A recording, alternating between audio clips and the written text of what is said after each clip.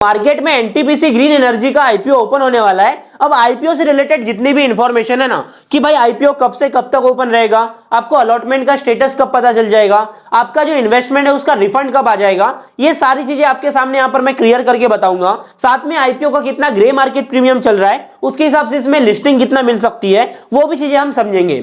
अब देखो इसमें शेयर होल्डर कोटा है, इसकी पेरेंट कंपनी है एनटीपीसी, तो शेयर होल्डर कोटा का पूरा एक्सप्लेनेशन आपको दूंगा कि आपको किस तरीके से इसमें अलॉटमेंट मिलेगा शेयर होल्डर कोटा के थ्रू। ठीक है, अब क्या होता है ना कि भाई देखो लिस्टिंग गेन्स तो किसी किसी कंपनी के आईपीओ में मिलते नहीं है, पर भाई आईपीओ के लिस्ट होने के बाद में लगातार वो कुछ दिन तक ऊपर भागता रहता है, तो वो भी चीज हम समझेंगे। उसके लिए हम इसका वैल्यूएशन एनालिसिस करेंगे कि क्या कंपनी लॉन्ग टर्म में अच्छा परफॉर्म कर सकती है या फिर नहीं। ठीक है, तो आपको एक काम करना है, अगर अभी तक आपने इस वीडियो को लाइक नहीं किया है ना तो लाइक कर दो और आराम से बैठ जाओ, क्योंकि इस आईपीओ के रिलेटेड ओवरऑल जितनी भी इंफॉर्मेशन है ना सारी चीजें आपको इसी वीडियो में एक वीडियो में क्लियर हो जाएंगी, तो वीडियो को ध्यान से देखना। तो इससे पहले कि हम वीडियो में आगे बढ़े और शेयर होल्डर कोटा के बारे में और वैल्यूएशन का एनालिसिस करें, सबसे पहले हम इसकी बेसिक डिटेल समझ लेते हैं। जैसे कि भाई आईपीओ ओपन होने वाला है 19 नवंबर को। ठीक है, अब इसमें बिडिंग तो ऑन हो जाएगी। अब बिडिंग आप यहां पर लगा सकते हो 22 नवंबर तक, मतलब 19 से 22 तारीख तक ये आईपीओ मार्केट में ओपन रहेगा। ठीक है, अब इसके इश्यू साइज की बात करें तो पूरे 10,000 करोड़ का ये आईपीओ हो जाता है,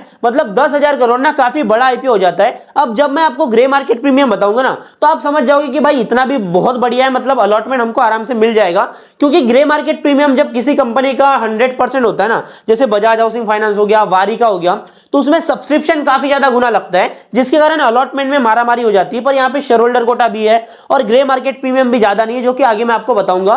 तो यहां पर अलॉटमेंट का उतनी मारामारी देखने को नहीं मिलेगी। ठीक है, अब आगे इसमें 10% का रिटेल कोटा है, मतलब 1,000 करोड़ रिटेल्स के लिए, जो कि बढ़िया बात हो जाती है। ठीक है, अब आगे हम देख लेते हैं इससे रिलेटेड कुछ इंपॉर्टेंट डेट। ठीक है, मतलब किस तारीख को आपका अलॉटमेंट मिल जाएगा, किस तारीख को आपका सारा चीजें हो जाएगी, तो वो भी चीजें हम देखते हैं। तो सबसे पहली बात, बेसिक सी बात जो आपको पता है कि भाई 19 से 22 नवंबर तक ये आईपीओ मार्केट में ओपन रहेगा। ठीक है, अब अगला दिन जो है भाई 25 नवंबर का, इस दिन भाई अलॉटमेंट का बेसिस जो है वो क्लियर हो जाएगा कि किसको अलॉटमेंट मिला है और किसको नहीं मिला है। ये आप स्टेटस चेक कर सकते हो, जो इनके रजिस्ट्रार की वेबसाइट है वहां पर आप कर लोगे। और कहां पर चेक करना है ये भी मैं आपको बताऊंगा, तो सब्सक्राइब करके जरूर रखना। ठीक है, अब आगे जो है 26 तारीख है, अगला ही दिन, इस दिन आपको अगर अलॉटमेंट मिल गया है तो आपके डीमेट अकाउंट में शेयर आ जाएंगे, और अगर नहीं मिला है तो आपके बैंक अकाउंट में आपका रिफंड आ जाएगा। ठीक है, और अगले ही दिन 27 नवंबर को ये मार्केट में हो जाएंगे लिस्ट। ठीक है, अब आगे हम देखते हैं इसमें, पहले तो हम कंपनी का पूरा ओवरव्यू देख लेते हैं कि एक्चुअल इनका बिजनेस क्या है, क्या क्या चीजें करती है। उसके बाद में हम जाएंगे भाई इसके वैल्यूएशन एनालिसिस पे, और शेयर होल्डर कोटा भी इसका हम देखेंगे। ठीक है, अभी देखो रिन्यूएबल सेक्टर की कंपनी है, और एनटीपीसी जो कंपनी है ना भाई, एनटीपीसी काम क्या करती है, ये थर्मल पावर सेक्टर की कंपनी है, और थर्मल पावर के साथ में ही ये पीएसयू सेक्टर की कंपनी है और गवर्नमेंट ओन्ड कंपनी है। ठीक है, अब यहां पर होता क्या है, अब मेन बात क्या है, इनने 2 साल पहले अपनी सब्सिडरी एक अम्ब्रेला कंपनी बनाए जहां पर ये काम करेंगे रिन्यूएबल सेक्टर में। अब इसके पहले 2 आईपीओ हमारे मार्केट में आ चुके हैं। पहला तो भाई प्रीमियर एनर्जीज का है, जो कि इंडिया की second largest solar PV module manufacturer है। उसके बाद में वारिका आया, जो कि इंडिया की largest solar PV module manufacturer company है। ठीक है, अब दोनों ही आईपीओस ने अच्छा परफॉर्म किया। इसके पीछे एक रीजन भी ये था कि भाई इसका वैल्यूएशन काफी बढ़िया था, अट्रैक्टिव वैल्यूएशन था, और उस टाइम पे मार्केट कंडीशंस भी बढ़िया थी। ठीक है, अब वैल्यूएशन की बात करेंगे, पर पहले इस कंपनी को समझ लेते हैं।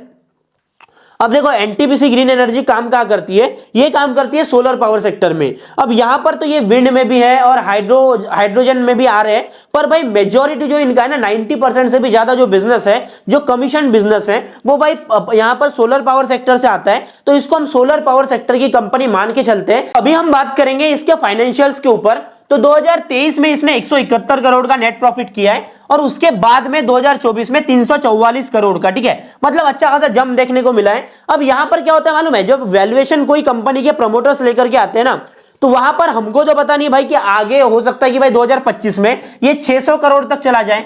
तो यहां पर क्या होता है, हम प्रॉफिट के बेसिस पर पी रेशो निकालते हैं, और उसके बेसिस पे हम प्राइस टू अर्निंग रेशो देख के इसका वैल्यूएशन देखते हैं इंडस्ट्री के हिसाब से कि ये महंगा या फिर सस्ता है। पर एक्चुअल आगे की जो पिक्चर है ना वो प्रमोटर्स को मालूम होती है, तो इस पे भी हम डिस्कस करेंगे।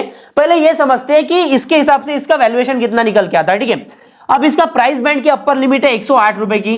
अब ये कैलकुलेशन हमने जो किया है ना, ये ऑलरेडी हम रील बना चुके थे, शॉर्ट में 1.5 मिनट में मैंने आपको सारी चीज समझाई थी। ठीक है, तो अभी ये देखते हैं कि भाई 108 रुपए का इसका अपर बैंड है। अब इसके हिसाब से इसका वैल्यूएशन निकल के आता है, जो मार्केट कैपिटलाइजेशन है वो आता है भाई 91,000 करोड़ का। ठीक है, अब 91,000 करोड़ की कंपनी हो जाती है। अब पहले माना जाता था कि भाई 30 रुपए का प्राइस बैंड आएगा, उसके हिसाब से इसका ग्रे मार्केट प्रीमियम भी अच्छा था, जो आगे हम बात करेंगे। पर यहां पर क्या हुआ, 3 गुना ज्यादा वैल्यूएशन पे आ गया। लोगों का जो एस्टिमेशन था ना कि कोई चीज आपको 30 रुपए में मिलने वाली है बोल के, वो बाद में जब उसका प्राइस निकल के आता है वो भाई 108 रुपए की हो गई। तो 3 गुना वैल्यूएशन पे आ रहा है लोगों के एस्टिमेशन के हिसाब से, जो कि बढ़िया बात तो बिल्कुल नहीं है सब्सक्रिप्शन के पर्सपेक्टिव से। ठीक है, अब ये हो गया 91,000 करोड़ का इसका वो आ गया। ठीक है, अब इसको हम डिवाइड कर देते हैं ना, इसके प्राइस टू अर्निंग रेशियो निकालते हैं तो ये 264 का आता है। अब इंडस्ट्री का पी रेशियो देखते हैं, क्योंकि हम इंडस्ट्री के स्टैंडर्ड से कंपेयर करेंगे। 150 का इंडस्ट्री का पी है, तो ऑन पेपर, अब ध्यान से सुनना, ऑन पेपर ये महंगा है। अब ऑन पेपर क्यों बोल रहा हूं मैं, क्योंकि जो अपना वो है ना, अपना आईपीओ जो है ना, ये भाई ऑफर फॉर सेल नहीं है। ऑफर फॉर सेल में क्या होता है, प्रमोटर्स को ज्यादा से ज्यादा वैल्यूएशन चाहिए होती है। मतलब वो चाहते कि भाई मेरी कोई चीज 100 रुपए की है ना, मैं उसको 110 पे लोगों को चिपका दूं और ज्यादा से ज्यादा पैसे घर पे लेके जाऊं। ठीक है, पर प्रमोटर्स को पता है कि भाई अल्टीमेटली ये मार्केट में जब उतरेगी कंपनी तो लोग ठोक पीट के उसको सही वैल्यूएशन पे लाएंगे। ठीक है, इसीलिए अगर वो कंपनी 264 के प्राइस टू अर्निंग रेशियो पर, मतलब ऑन पेपर महंगे वैल्यूएशन पे ला रही है, तो हो सकता है कि भाई आगे उनको पता हो कि आगे इनके जो रेवेन्यू है ना, वो प्रॉफिट जो है ना, हो सकता है कि भाई 600 करोड़ चले जाए। मतलब हमें जो चीजें नहीं पता है वो हो सकता है कि कंपनी को पता रहे, उसके बेसिस पर वो अपना वैल्यूएशन लेकर के आए, ये भी एक फैक्टर हो सकता है। पर अभी के टाइम पर हम देखें ऑन पेपर जो है ये वैल्यूएशन काफी महंगा दिखाई दे रहा है। ठीक है, ये चीज तो क्लियर हो गई। अब इसको हम एक चीज समझेंगे ग्रे मार्केट प्रीमियम के पर्सपेक्टिव से, उसके बाद में हम ये भी देखेंगे कि यहाँ पर शेयर होल्डर कोटा किस तरीके से काम कर रहा है। ठीक है, ये रहा आईपीओ के ग्रे मार्केट प्रीमियम का पूरा चार्ट, और ये चीजें रिएक्ट कैसे होती है वैल्यूएशन के बेसिस पर ना, वो चीज आपको बढ़िया तरीके से समझ में आएगी। ठीक है, अब जो मैंने आपको एक चीज बताया था ना, वो ध्यान में रखो।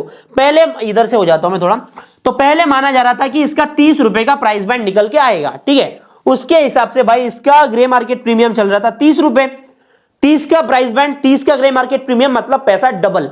ठीक है, उसके बाद में मार्केट थोड़ा करेक्शन लिया तो 24 रुपए पे आ गया। फिर भी भाई प्रॉफिट बन रहा था ना लोगों का, फिर भी बन रहा था।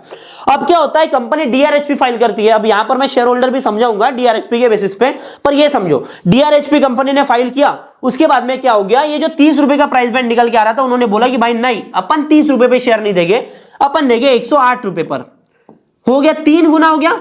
अब देखो जैसे इसका जो प्राइस बैंड है 3 गुना हो गया, तो डिमांड ऑब्वियसली कम हो जाएंगी, डिमांड तो खत्म ही हो जाएंगी ना यार। कोई चीज की डिमांड, तुम 30 रुपए पे किसी चीज को लेना चाहते हो, बोलेगा कि भाई 108 रुपए दे, तो फिर मतलब बेच रहा हूं, तो तुम बोलोगे भाई जा नहीं लेना है मेरे को, सीधी सीधी बात है।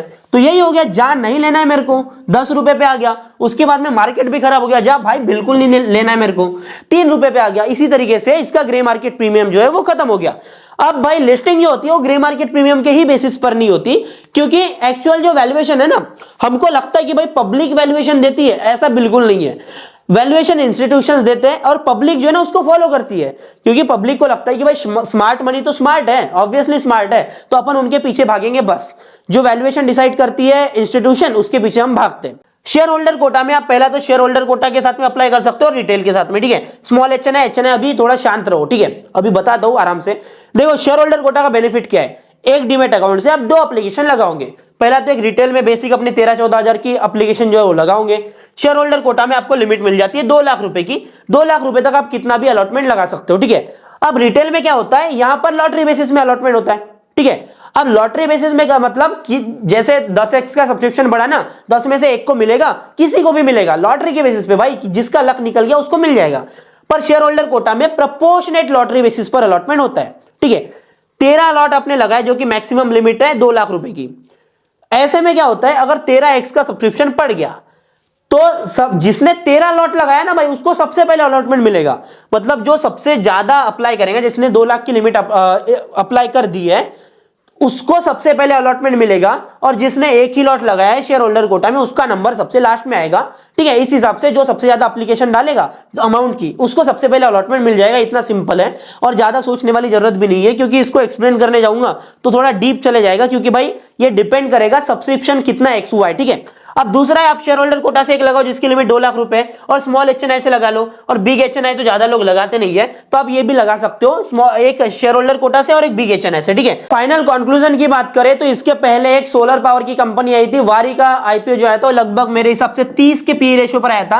अब भाई ये फिगर्स पे थोड़ा मत जाना, मैं भूल भी सकता हूं, ठीक है, पर मान के चलो इतना है कि भाई ये अंडर वैल्यूड था, जहां पर इंडस्ट्री का पी 150 का जैसे मैंने आपको बताया, तो ये काफी कम प्राइस टू अर्निंग रेशियो पर आया था। फंडामेंटली कंपनी स्ट्रांग है वारी एनर्जीज की, और इसमें मैंने लिस्टिंग के बाद में 2 लाख रुपए इन्वेस्ट भी किया, अच्छा खासा प्रॉफिट भी बन रहा है। अब ट्रंप भाई ने जो स्टेटमेंट दी उसके कारण थोड़ा शेयर नीचे गिरा, पर कोई दिक्कत वाली बात नहीं है, ठीक है। पर अभी के टाइम पर ऑन पेपर के हिसाब से ये जो कंपनी है ना भाई एनटीपीसी ग्रीन एनर्जी, मेरे को ओवर वैल्यूड लग रही है, और वारी में मैं ऑलरेडी इन्वेस्टेड हूं, तो ऑन पेपर वैल्यूएशन के चलते और कॉन्फ्लिक्ट ऑफ इंटरेस्ट के चलते मैं इसमें इन्वेस्ट नहीं कर रहा हूं। वारी में मैं लॉन्ग टर्म के लिए इन्वेस्टेड हूं, इतना ही बात है। बाकी आप इसमें अप्लाई कर सकते हो, थोड़ा लॉन्ग टर्म तक होल्ड करते हो ना एनटीपीसी ग्रीन को, तो डेफिनेटली आपको प्रॉफिट मिलेगा, क्योंकि कंपनी अपने स्टार्टिंग फेज में है। और वही मैं बोल रहा था कि भाई ऑन पेपर 300 का जो पी है 264 का, वो महंगा नहीं माना जा सकता, वो ऑन पेपर महंगा है, पर रियल लाइफ में हो सकता है कि 2 साल कंपनी को हुई है, अगला कुछ प्लानिंग्स हो जो कि प्रमोटर्स को पता है, तो हो सकता है कि अगले साल 600 करोड़ का रेवेन्यू ये पोस्ट कर दे और आपका वैल्यूएशन नीचे आ जाए और साथ में शेयर भी भाग जाए, ठीक है। तो ये सब्जेक्टिव चीजें होती है, थोड़ा आप इसमें इन्वेस्ट कर सकते हो। बाकी मैं वारी के साथ में जा रहा हूं। बाकी आपको वीडियो अच्छा लगा तो वीडियो को लाइक करना, चैनल को सब्सक्राइब जरूर करना, क्योंकि ऐसी वैल्यूएबल एनालिसिस आपके लिए मैं लाते रहता हूं। और इंस्टाग्राम पर वेल्दीफाइड सर्च करोगे, पलाश बोप से सर्च करोगे तो हमारा आपको पेज मिल जाएगा जिसमें 2 लाख के ऊपर फॉलोअर्स है, तो आप उसको भी आराम से फॉलो कर लो।